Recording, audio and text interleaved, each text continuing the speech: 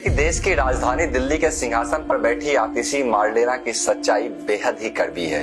आतिशी के नाम के आगे लगा मार्लेना शब्द मार्क्स और लेनिन से लिया गया है। अब चूंकि आतिशी के माता और पिता बहुत बड़े कम्युनिस्ट विचारधारा के थे, तो इस कारण उन्होंने मार्क्स और लेनिन के नाम को मिला के मार्लेना आतिशी के नाम के आगे जोड़ा। और उनकी विचारधारा हमेशा साम्यवादी एजेंडा को सपोर्ट करता है, और साम्यवादी एजेंडा वो है जो कि सत्ता के लिए खूनी संघर्ष करने से पीछे नहीं हटती है, और खूनी संघर्ष का इतिहास ही साम्यवादी एजेंडा का इतिहास रहा है। और आप ये जानकर चौंक जाएंगे कि आतिशी मार्लेना की मां तृप्ति वाही ने कारगिल युद्ध के दौरान भारतीय सैनिक को दान देने से मना किया था। लोगों से अपील की थी कि भारतीय सैनिक को दान न दे, और वही पाकिस्तानी सैनिक के प्रति सहानुभूति जताई थी। और यही आतिशी मार्लेना की मां तृप्ति वाही और पिता विजय सिंह हमेशा आतिशी को गाइड करते हैं और बताते हैं कि क्या करना है राजनीतिक जीवन में, सार्वजनिक जीवन में और बाकी सारी चीजें। और आश्चर्य की बात तो ये है कि दिल्ली विधानसभा सत्र में भी इन दोनों की उपस्थिति लगातार देखने को मिलती रही है। इसके अलावा जब 2001 में संसद भवन पे हमला हुआ था, उस संसद भवन हमले का जो मास्टर माइंड था अफजल गुरु,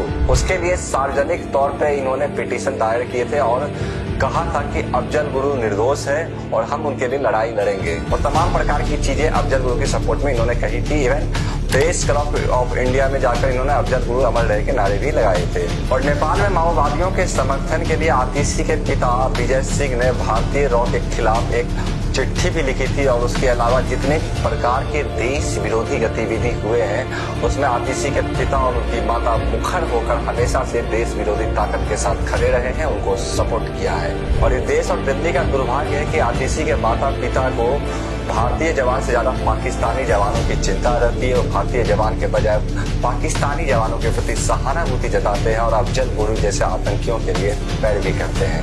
अब सोचना आप लोग को है कि दिल्ली के सिंहासन पर बैठी आतिशी मार्लेना की सच्चाई क्या है।